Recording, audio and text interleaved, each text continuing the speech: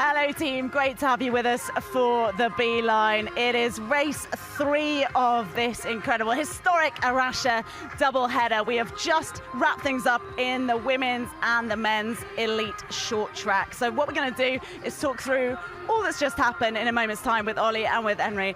But first of all, you need to see what's just happened. So here are the highlights from the women's short track.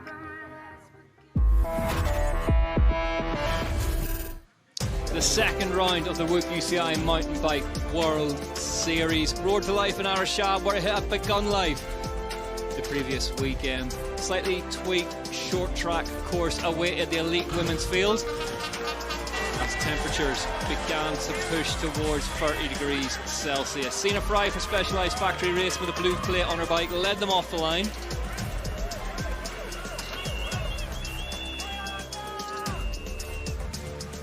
Jen Jackson for Orbea in the National Champions jersey of Canada was right at the front and feeling pretty feisty. The UCI World Champion Evie Richards, who had won the opening round in Brazil, was going for a page of the history books. Pauline Ferrand-Prévost's wins record in short track up for grabs. Sophie Heavy-Pedersen, the first-year elite, gave Richards something to think about on the climbs, but there was no stopping the woman from Malvern. The pack stayed together throughout, but Richards, for so long, the cream of the crop on the descents, has married that to almost unbeatable climbing pace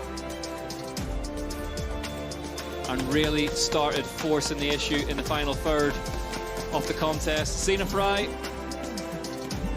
for Specialized looked good throughout. This attack from Jen Jackson really lit the blue touch paper. 2 laps to go. Richards though rode confidently and stayed at the front. It was Nicole Kohler though for Ghost Factory Racing with a number 13 on her back, who attacked the UCI World Champion on the last lap. 4th last time out for Kohler, but she couldn't resist the horsepower of Richards. Richards ghosted her way past the Ghost, hit the final straight and claimed her spot in history as the most successful elite woman in UCI cross-country short track World Cup history, with 7 wins across 6 seasons. Risvids congratulated her at the line. Here's how they stacked up. Richards, Kohler, Risvids, Steger, Jackson, Blurtlinger, Keller, Maxwell, Urban and Fry, the top 10, separated by just 16 seconds.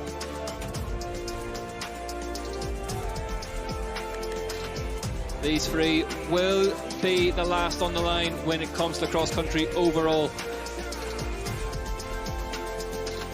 Richards, Kohler, Maxwell, Keller, Risvids, Jackson, Fry, Steger, your top 8.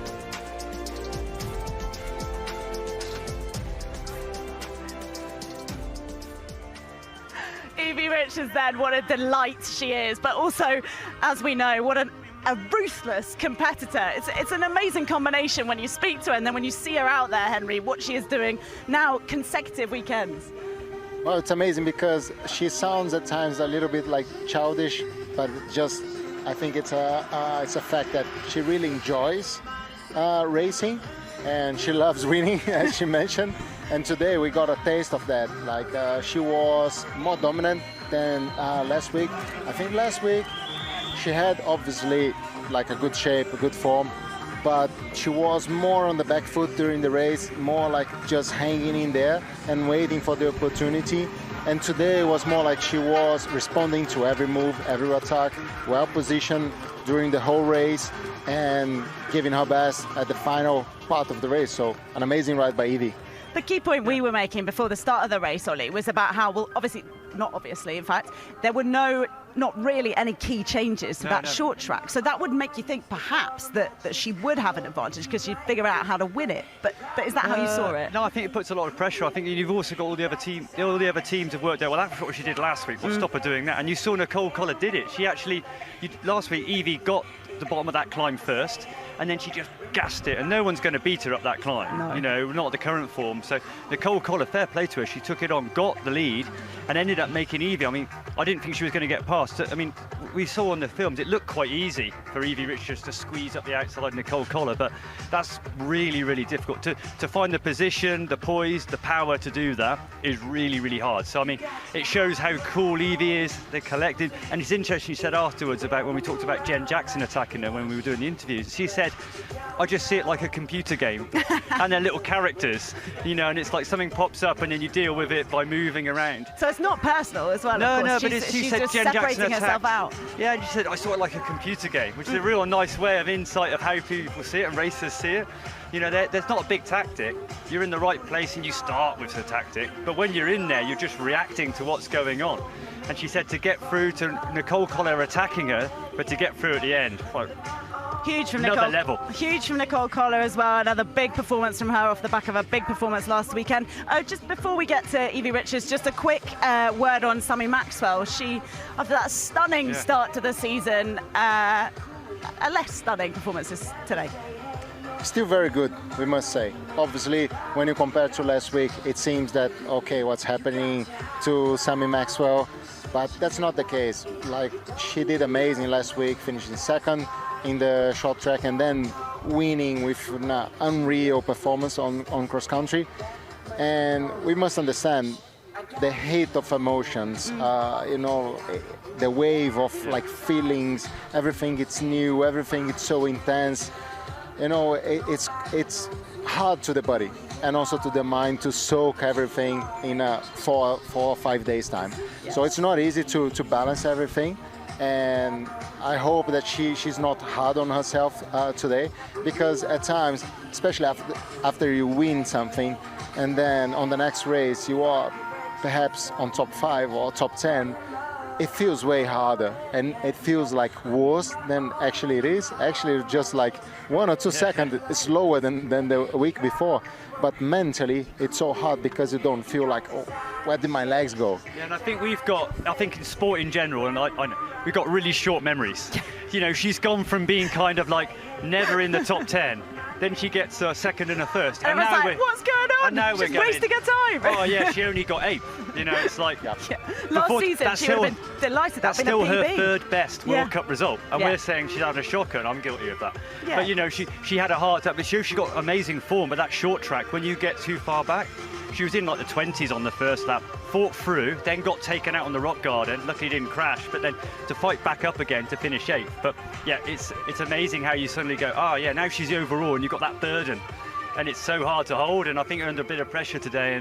But you still, the way she came back through from what we'd say would be a nightmare race, to come back and finish 8th just shows that form hasn't gone in a week. You know, it's maybe mentally it's a tough one, but the fitness and the condition, that lasts longer than 7 days. You know. Too right, and thanks for giving us a bit of perspective on all of this from the Sammy Maxwell side of things. But the winner today, back to back, and doing it to overtake Pauline Ferrand-Prévot in terms of number of short track titles, was Evie Richards. Here she is. Evie Richards, yet another successful and emotional day. How does that feel? 2 for 2, and you are now the record holder over Pauline Ferrand-Prévot. Yeah, I know, it's crazy, and hopefully, I'm not too old just yet, I'm 28, but I've got a few more years hopefully to get a few more podiums. So yeah, I'm stoked. I didn't even know that was on the card today, but I was definitely nervous. I've been like really nervous all week. I've just been like kind of hiding in my room, but yeah, to pull it off, I'm like super happy with. So to win, and like, yeah, we'll see how tomorrow goes, but it's a great end to Brazil, really. It's fantastic. How difficult is that to win the same weekend or on the same course and then back it up knowing that your form's great, your tactics were great, your bike was great, your team was great, and it's up to you to deliver? How does that feel, knowing that it's all there ready for you? Yeah, no, I'm super happy. But I said it's like, I don't like playing cards, but it's like playing cards, but everyone knows your hand. So it's like really hard because everyone knows your tactics, everyone knows you're like actually riding well at the short track. So then it's like really hard coming to exactly the same course. So yeah, it made me like really nervous, but I'm like really happy, and I feel like not my tactics, but just like my race like reading is like slowly getting better with time. So yeah, I'm really, really happy with how it's gone with the short tracks this year. How does that feel when you're out there? Was there a moment that you thought, oh my goodness, I don't know if I can keep pushing, or were you always within control and you knew you had that secret card up your sleeve? It sounds quite big-headed, but I felt in control. Like, definitely there was like one time where I like got a bit swarmed and I dropped further back and I had to put my foot down. And I panicked a bit then, but that wasn't not physically. That was just like, okay, right, I need to be near the front, because it's like how girls racing should be. We're like cutting people up. We're being like really aggressive, and I think that's so cool in women's racing. So, but it definitely made me think, right, I need to be further up in this race, even if it means I have to burn a couple of matches. But I felt pretty in control, and like as I said, you can only go as hard, but just like waiting for that like one blow to like really deliver the winning result. Now, the nerves were there from backing up a race win and another race win, but let's be honest, the lawn, Dad looked after the lawn. We could tell you were anxious about it. Did he do a good job?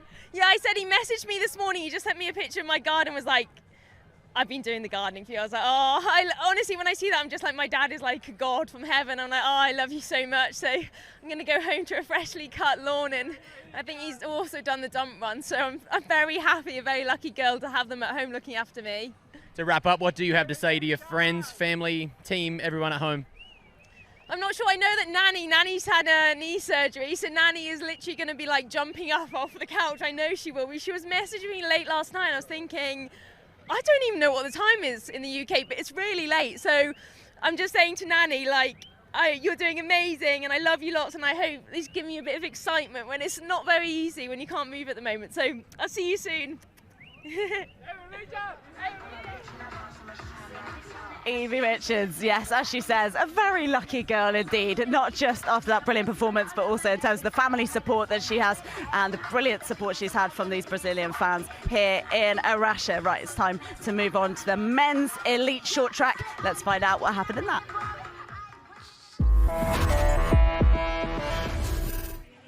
The second round of the Whoop UCI Mountain Bike World Series took place just as it had done at the opener in Araxá, Brazil. UCI Cross Country World Cup short track, kicking things off for the second consecutive weekend in Minas Gerais. And right from the start, Martin Vidari, with the blue plate of the team's leader, Specialized Factory Racing, led them away. Vidari led Saru and Nino Schurter up the first climb, pace extremely high at the front.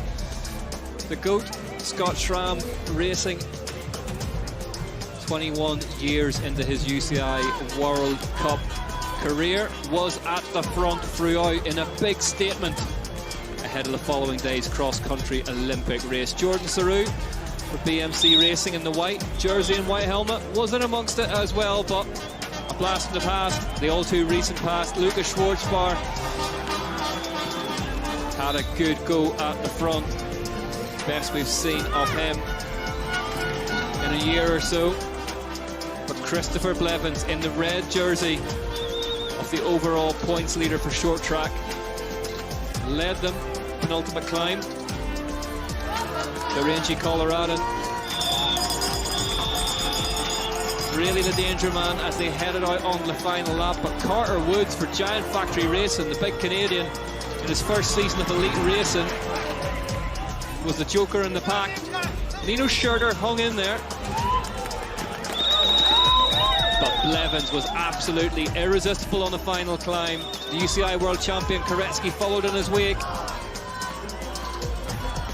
Nino hung in there. Woods would recover halfway around the final lap. Blevins looked over the shoulder, there was no one there.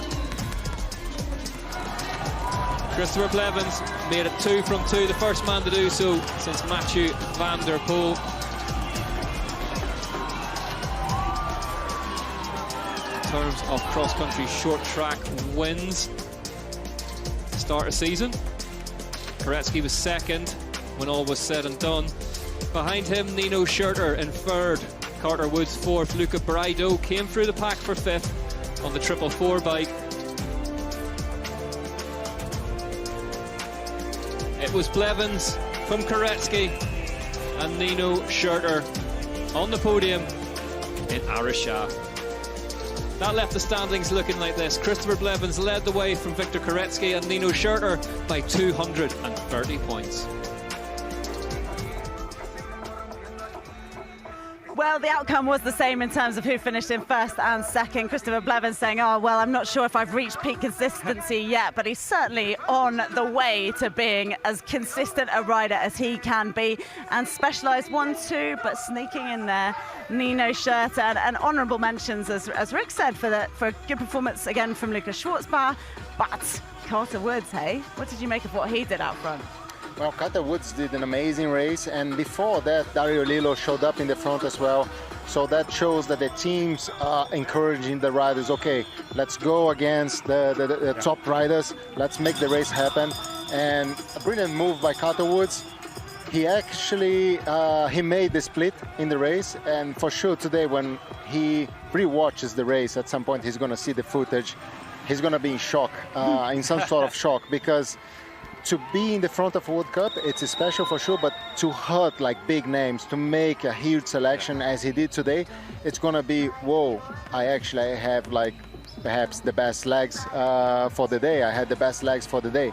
So that's gonna be quite a boost for him for tomorrow and the next few races. To go toe-to-toe with riders as great as the ones we see on your screen there, and of course Chris Blevins, who ultimately crossed the line in first place. That's a huge achievement for the youngster.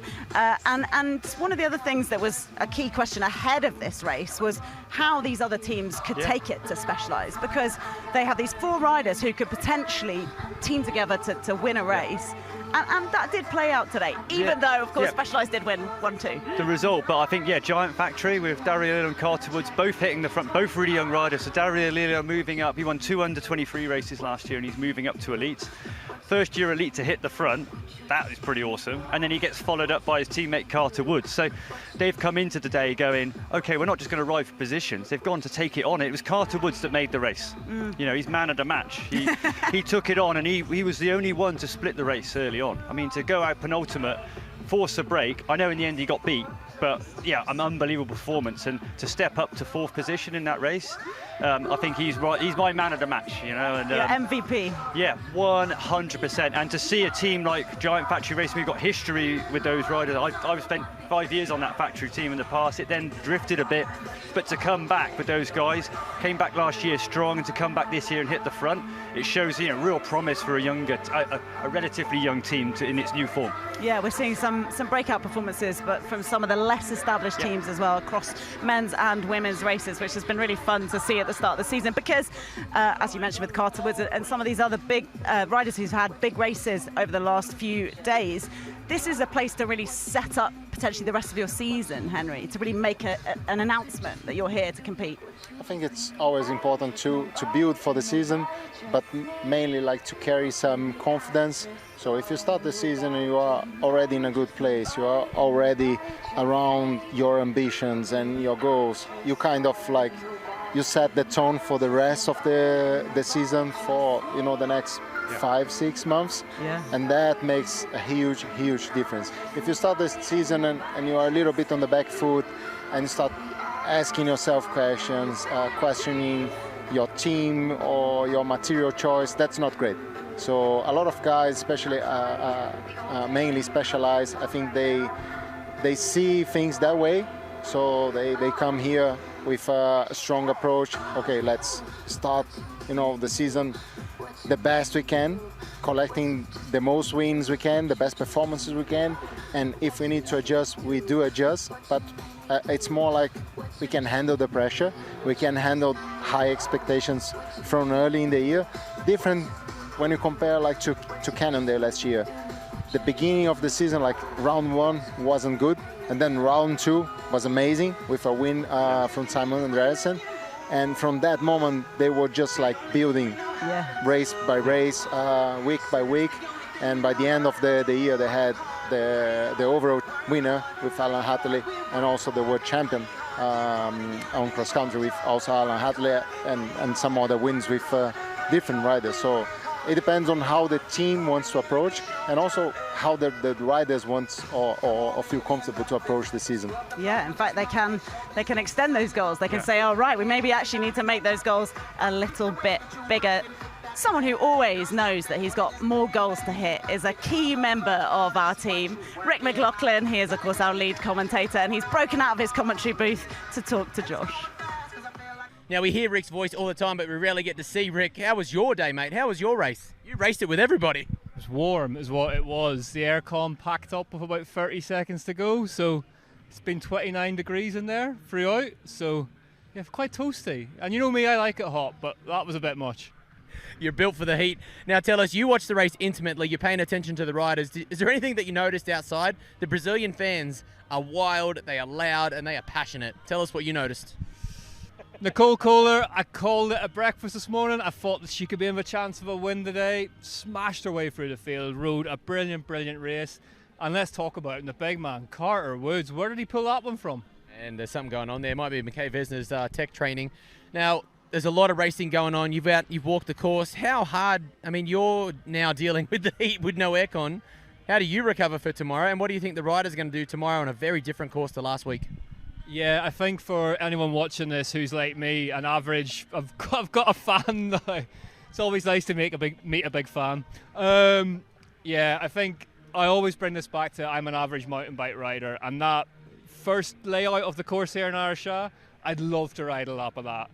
I walked the second version of it here the other morning, and you can keep that. That looks like misery personified. I'm always really impressed with your course previews, but you earned your biscuits round there.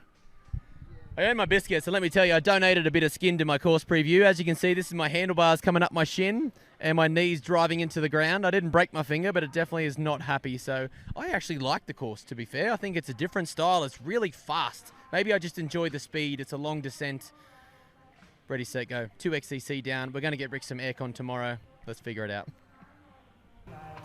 Oh, so great to see that Rick McLaughlin actually survived the rigours of that race and the temperatures that you must have been dealing with as well, Ollie, in the commentary booth. I mean, it's great to see him out of there because, of course, there's so many people involved in making this work. And there's, Daz behind the camera just now, Maddie, the whole team coming together to create such a special, part of the event and also just the broadcast that we put together for TNT Sports and Discovery Plus. So, yeah, it's been a cool weekend and it's not over yet. Ollie Beckingsale. No, tomorrow. I mean, last week we saw, this is a great, I almost see it as like a starter. I love starters in a restaurant, but it's only a starter before the main, and this is what a short track is, you know. So we're going to roll in tomorrow. We got some XCO racing. Last 2 weeks, the races were both different, men's and women's, but both brilliant. And I think tomorrow is going to be a banger. Different course, probably a bit more physical, a bit more climby, maybe a bit less tech. Going to be super quick, maybe 8-minute lap. Oh, it's going to be off. Oh, I'm excited about this new course that we've walked around as well. Actually, still challenging, but in lots of different ways. And of course, what we've seen, Henry, I know we'll never let you miss an opportunity to praise everything that's been going on here in Brazil, because it has felt like, look, I know we had a big break and it's the start of the season and everyone's excited, but I do think this is a very, very special couple of rounds that we've had here. Oh, it is. I think everyone feels the energy, the emotions that the crowd put towards the sport, and you get this back from the riders and the teams, so everyone is excited to be here, to race hard here. So I think we see so many great races, mainly because the riders, they're willing to go just a little bit extra, to take some more risks or to go a little bit deeper physically. And that's why we see so many amazing performances, great fights, and should be more of the same great stuff for tomorrow. So Carter Woods was your MVP, but actually the crowd is the MVP. Yeah, 100%. I mean, you can get raced. We've done some races in the past, World Cup in the past, that haven't been like this. And when you're racing like this, whether it's Brazil, I remember I've got memories of racing in Belgium, in Flanders Heartland, in mountain bike races against Sven Nys and Roel Paulus, and the crowd just going bananas. And it's actually hard to pace it. Yeah. The risk is you go over the top, the adrenaline kicks in, and you go too hard. That's the risk of it. But yeah, it's amazing. The crowd have been brilliant. Standing with the King of Brazil, I know, man, makes life we do get interesting. interesting. a better welcome, I think, as a result of having you around. So, Henry, thank you for showing us the ropes and for showing us all the best bits. But don't worry, we got one more day of racing to go here in Araxa. Do join us for it live if you can on TNT Sports or on Discovery Plus, across our digital platforms, or we'll be back for the Beeline tomorrow to wrap it all up. We will see you soon.